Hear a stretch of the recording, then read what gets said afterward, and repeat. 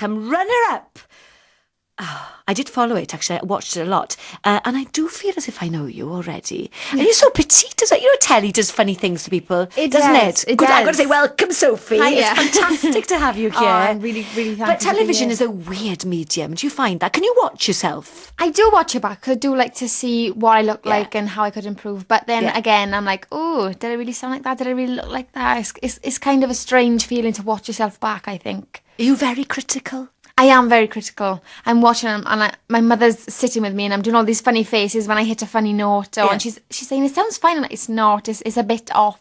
She's like, oh, you're too critical of yourself. But I think that's the best way to be honest. Yeah, we all do it, don't we? And because I suppose do you also remember the actual way you felt?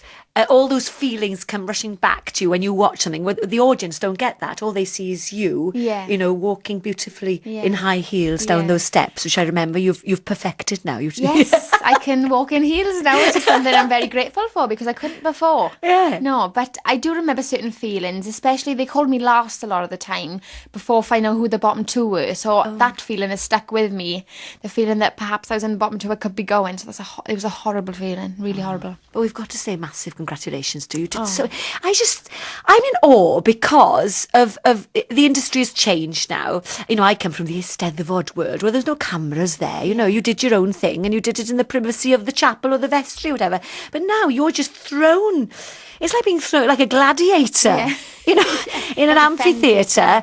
And people are watching, and millions of viewers watching you cope with this huge pressure. Yeah, the pressure was very intense at the beginning. And the fact that there was about 5 million people watching just made it that bit worse. Like I've been on theatre, been on stage, with a couple of 100 people, but nowhere near those figures. So it was very, very intense. What do you prefer? Do you prefer singing in live concerts, live theatre, or have you got a taste now for the television? I have got a taste for the television, and I'm really glad I've gone on there because I've got that kind of skill and I've got the feeling of what it's like to be on TV, have the camera in your face and the way you've got to look at the camera and certain things. But my dream, is I love being on the theatre. I love the intimacy. Even though it's very intimate on TV, I love the openness of being on theatre and being able to perform to lots of people, but they're there with you. They're the only people who can see you at that time. Yeah, that is special, isn't it?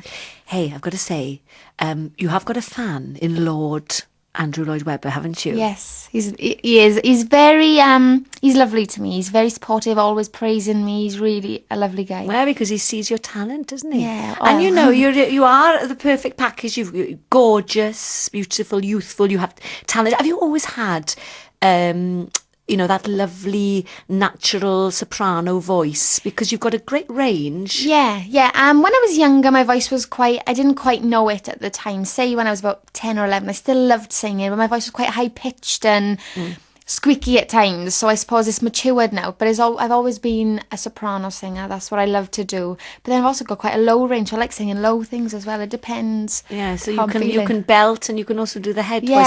Have you got a coach or a particular teacher now? How are you coping after the show? Because people think then, oh, that's it. They've had their training. That's it. They're ready. But it is important to sustain all this, isn't it? I don't feel I'm quite there yet. I feel I've got a lot left to learn. I feel I've been learning all my life in this business because I don't think you can learn everything. But at the minute, I'm not having any singing lessons. But luckily in September, I'm going to Arts Educational in Chiswick, a drama school in London for a year to, really build up on my knowledge of the performing arts. So I'm so excited. That is exciting. From Tonopandi to Chiswick. I know. The difference. London, I know. Hey, what does Mum think about that? She's going to let you go?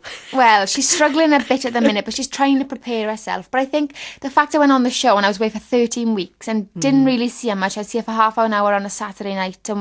I saw her about 3 times in the whole 13 weeks. So she had that bit of experience on what it's going to be like. So it helped a little bit.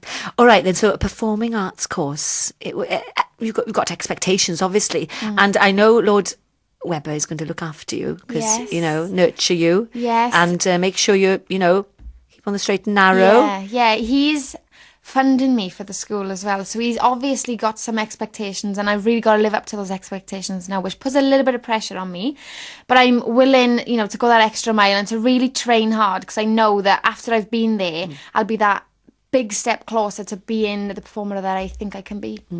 What about roles? I mean, what would you like to do career-wise? Because there's so many different ways you could go. Yeah. Because you're young, you could do the pop scene. But is music theatre your first love? Yeah, musical theatre is what I love to do, and pop, I've had a taste of being in a recording studio, and recording a song, but my love is musical theatre. And if it did end up I was a pop singer, that wouldn't be the worst thing in the world, but I just really hope that I get to have my musical theatre career that I so long for. Yeah.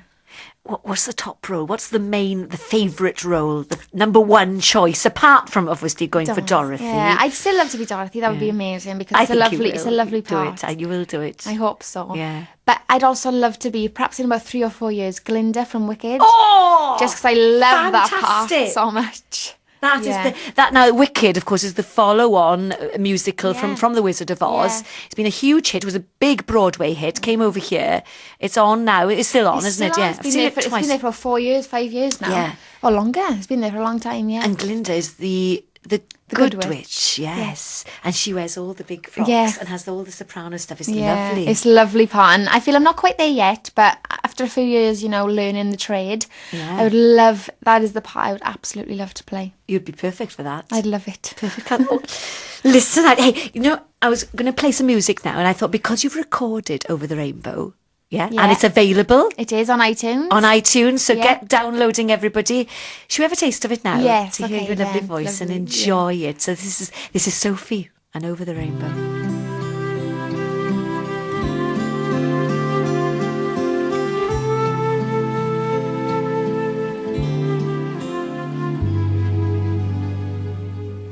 When all the world is a hopeless jumble and the raindrops tumble all around, heaven opens a magic lane. When all the clouds darken up the skyway, there's a rainbow highway to be found, leading from your window pane to a place behind the sun, just a step beyond the rain.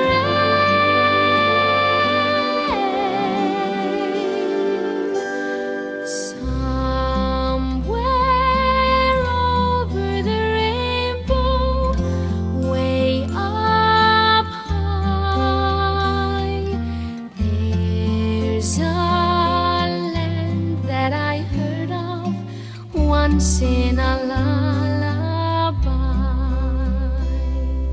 Somewhere over the rainbow, skies are blue, and the dreams that you dare to dream really do come true. Someday I'll wish upon a star and wake up where the clouds are far behind me,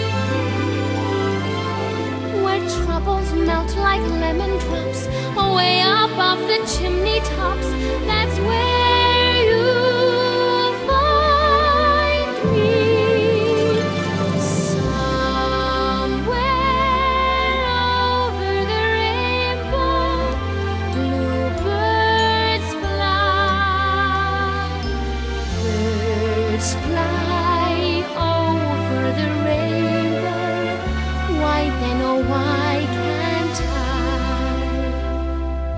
If happy little bluebirds fly beyond the rainbow,